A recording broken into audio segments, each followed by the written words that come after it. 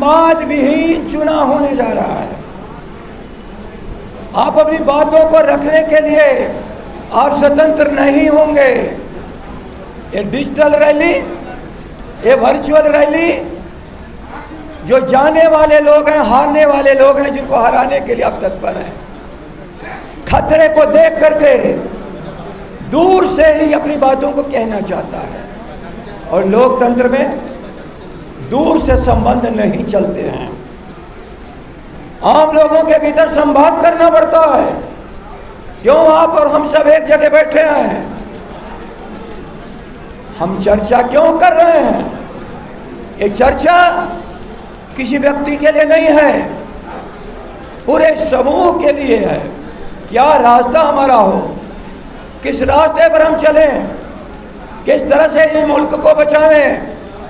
और ये चर्चा यदि आमने सामने ना हो, उस चर्चा को कोई रोके तो क्या नतीजे होंगे? याद रख लेना मित्रों, इस मुल्क में जहां महामारी और रोग को भी धर्म के आधार पर विवाद का विषय बनाया जा रहा है, तो मानना पड़ेगा कि इस देश में हुकूमत नहीं है, जालिम लोग बैठे हैं कुर्सी पर, जालिम लोग।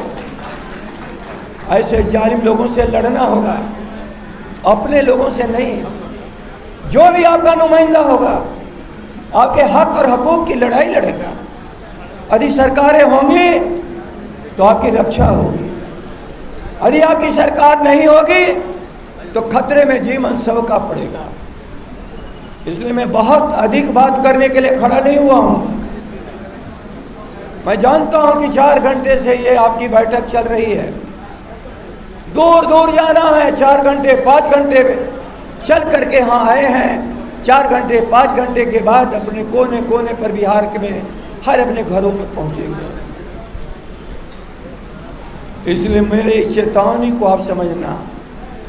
अन्य वरिष्ठ साथियों से मैं कहना चाहता हूँ, मतभेद में मत पड़िए। आप लोगों से भी मैं कहना चाहता हूँ, दुनिया में नेतृत्व जिसे आप सौंपते हो, वो नेतृत्व विश्वास की धरोहर लेकर के चलता है। और कहीं से विश्वास में कमी आती है तो नेतृत्व करता भी मुश्किल में पड़ता है और जमात भी मुश्किल में पड़ती है। मित्रों, आओ एक साथ मिलकर हम आगे चलें। जिस हक और हकूक अधिकार की बात करते हो, उसका मुल्क में खतरा है। और इस मुल्क को, भारत के संविधान को बचा करके ही बचा सकते हैं। ये भारत का संविधान आसमान से नहीं टपका है। सभी भाइयों ने अपनी शहादत दी है। पूरे देश का कोना कोना अंग्रेजों से लड़ा है, लेकिन अंग्रेजों का साथ देने वाला आज कुर्सी पर बैठा है। चलो एक बार उन पुरखों की लड़ाई को और आगे बढ़ाया जा। अंग्रेजों को भगाने वालों की संतानें, इनको भी भगाओ। जो अंग्रेजों के दलाली करते थे कभी, उनको भी भगाओ, तब आपकी रक्षा होगी। भारत के संविधान की रक्षा होगी, इस मुल्क की रक्षा होगी। आज 243 जो कल थे वो आज नहीं हैं।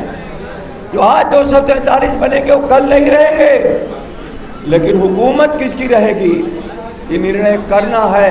और इसी निर्णय को करने के लिए, राह बनाने के लिए, राह में सुझाव देने और सुझाव लेने के लिए आप सब आए हैं। बहुत सफल कार्यक्रम रहा। मैं प्रकोष्ठ के अध्यक्ष जी आपको बधाई देता हूं और यहाँ आए हुए सभी लोगों के प्रति सम्मान प्रकट करता हूं।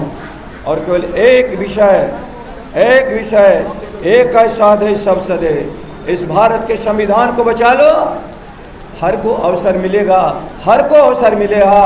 आपके पुरखों ने जिस संविधान की रक्षा के लिए अपनी कुर्बानी दी, भारत की आज़ादी के लिए, आज आज़ादी खतरे में है। उसको बचाने की जिम्मेवारी जिन लोगों के कंधों पर है, वही यहाँ पर बैठे हैं। यदि इसी संदेश को लेके जाएंगे तो बिहार आपका होगा, भारत का संविधान बचेगा, मुल्क बचेगा, आपके अधिकार और आपके सारे मान और सम्मान भी बचेंगे। इन्हीं शब्दों के साथ आप सबों को प्रणाम, सलाम, जय हिंद।